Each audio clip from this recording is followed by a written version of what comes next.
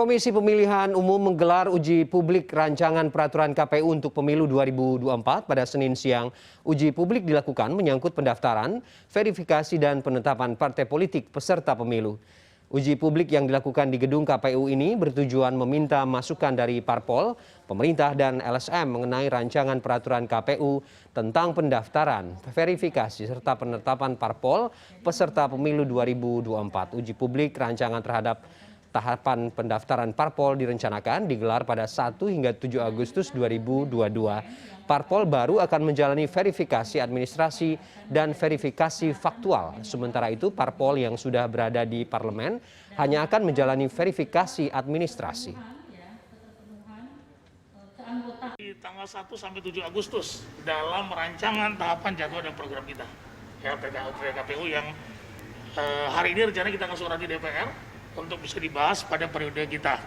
Ya, kita berharap agar bisa dapat dibahas karena ini bisa menjadi acuan ketika sudah dibahas kita bisa langsung undangkan menjadi PKPU.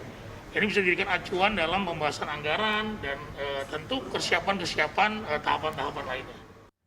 Dan siang tadi telah digelar uji publik rancangan peraturan KPU tentang pendaftaran, verifikasi dan penetapan partai politik peserta pemilu. Kita tanyakan selengkapnya ke produser lapangan CNN Indonesia, Reza Ramadan di sana. Selamat sore Reza. Reza, ada banyak pihak yang diundang ya, mulai dari akademisi, pemerhati pemilu dan juga elemen masyarakat lain. Apa kemudian respon mereka terhadap poin-poin dari diskusi rancangan PKPU ini, Reza? Ya, Ferdi, benar sekali. Memang banyak pihak-pihak yang diundang dalam uji publik terkait dengan rancangan PKPU yang dilakukan di gedung KPU hingga hari ini. Dan sore ini sendiri uji publik ini masih terus berlangsung, Ferdi, dan benar sekali memang ada beberapa respon dan juga masukan dari baik itu parpol, lalu juga dari organisasi masyarakat dan juga dari pihak pemerintah. Dan misalnya kalau dari saya mengamati dari jalannya uji publik ini, kebanyakan dari respon yang disampaikan ini kebanyakan dari partai-partai yang tidak lolos parlemen atau partai yang tidak melewati parliamentary threshold.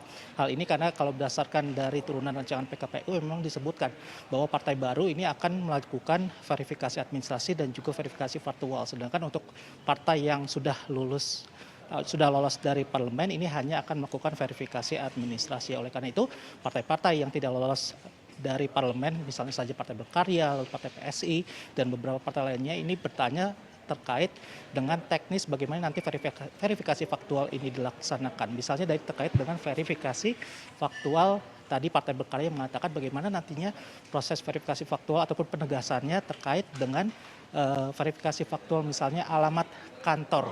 Misalnya karena dari Partai Berkarya sendiri adalah partai yang mengalami dualisme, ada perpecahan di dalam partai tersebut. Oleh karena itu mereka meminta penegasan bagaimana nanti prosesnya. Dan juga tadi dari beberapa organisasi masyarakat lebih highlightnya ini lebih terkait dengan akses masyarakat sipil terkait dengan pengawasan, terkait dengan proses pendaftaran, verifikasi, dan juga penetapan bagaimana agar nanti masyarakat dapat mengawalnya. Lalu tadi terkait dari pemerintah dalam hal ini dari Bawaslu tadi memang mempertanyakan terkait dengan legalitas menggunakan sistem informasi politik atau SIPOL yang diwajibkan dalam proses pendaftaran, verifikasi, dan juga penetapan. Tadi Bawaslu menyampaikan atau mempertanyakan terkait dengan legalitas ini karena mewajibkan penggunaan SIPOL ini terkait dengan proses tersebut.